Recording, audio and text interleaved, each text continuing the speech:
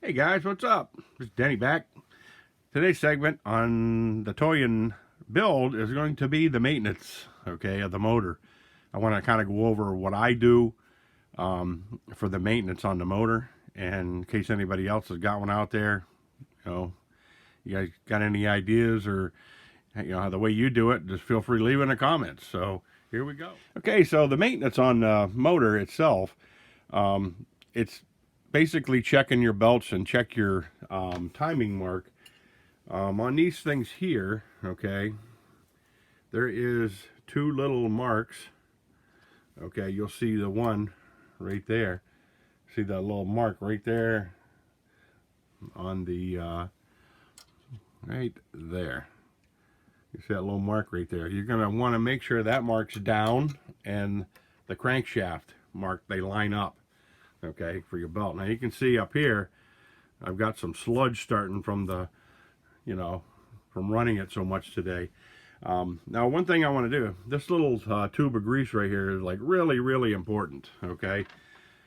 Now what I do is like, not every run, but every couple of runs I do. If like today I ran it for a long time, I ran 4 tanks of fuel through it.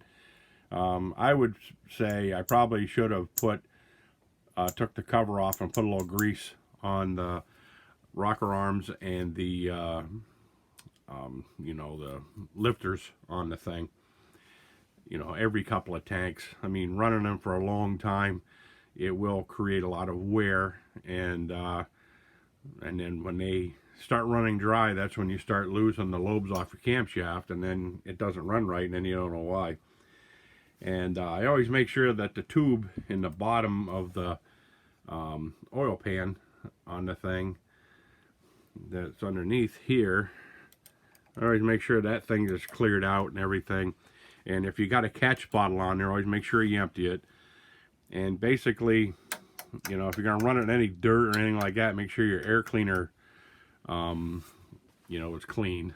So now so far I changed the plug in this because I changed the fuels in the thing, and but always keep a spare plug around. It's a type F glow plug for a 4-stroke. These things seem to last forever. I've even ran it with the power on, and it hasn't blown it out. I know you do that with a 2-stroke and they disappear right away. That burns the filament right out of them. But this one here, with different fuels and stuff, I turned my my carburetor adjustment this way so I can just open the hood and get in it with a quick screwdriver and give it a twist on the thing. And but like I say, basically the motor's been very, very reliable. I probably have, so far I think I've got about a half a gallon of fuel I ran through this thing since I got it. And I've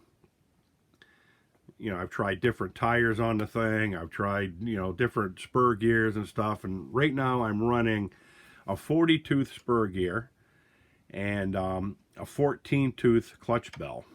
And the way I set this thing up and tilted the transmission, it gives a little room for me to change the gearing in the thing without a lot of problem. But it strains with these super swampers on here. These are the they say, I just wanted in the last video, these are the 2.8 Traxxas, or for the Traxxas Slash, I believe. They're the TSL Proline Super Swampers, and the height is a little taller than the stock tire on these things. It's probably not by much, maybe just maybe a couple of millimeters taller, but the width on these things is really gonna strain that motor, because it's, like I say, it only has 1/3 of the RPM as the 2-stroke has. So, but I've ran the stock tires on this thing without a problem, and I ran the smaller 2.2s that I had when I first did the video on the truck. I ran them on there too, and I just wanted to, to see how by putting the wider tires on it and do some high speed runs, how it would react. And so far it's been pretty good. But I do want to do, like I say, a version of the Traxxas um, two-stroke engine with the Revo tranny or a T-Max tranny.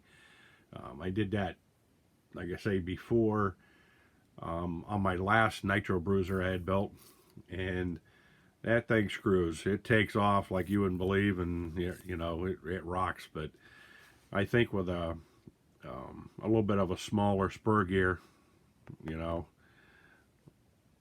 you're going to build a lot more speed with a bigger spur gear. You know, you're going to have a little bit more RPM, and it's going to cut your speed down, but it's going to give you a lot more power. You know, you'll be able to use the torque of the motor, I should say. When I got this thing in grass and stuff like that, I was afraid it was going to overheat. Now I did check this, and me and Steve from RC Tanks and Trucks 24/7, we've been comparing the heat ranges on there, you know. So, you know, like, depends on the heat outside and all that stuff. Today, mine was running rather, you know, normal, and on some days, the heat will come way up, and you know, heat rises, so your valve cover on the top will get extremely hot. And mine runs anywhere 140, 150. You know, so, and you can always richen it up just a little bit. You don't have a lot of perimeters to do that because it starts choking the motor down. But when you richen it up just a hair, it actually runs a little cooler because you got a little bit more of your synthetic and castor oils in there. And now I was running a 20% nitro with 18%, you know, oil mixed in with it. And I do believe, oh no, it was a 9% castor. That's what it was, and the rest was synthetic. So it was around 15%. I'm sorry. Now the fuel I'm running at it now is actually 15% nitro, which is kind of low. But I'm getting more. I don't have as much punch and high speed out of this, but I'm getting almost double the runtime out of a tank with the 15%.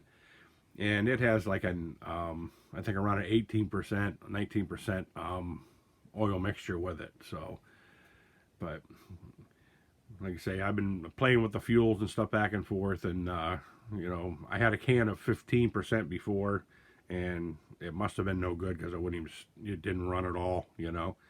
And I had a can of 10% nitro, and it, you know, it didn't it didn't do it no favors. I'll put it that way. It was not happy, you know.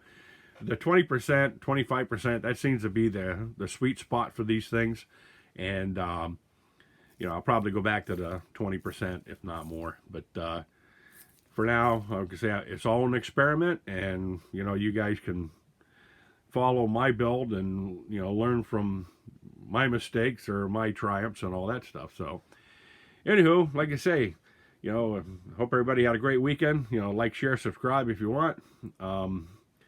And have a good one. Later.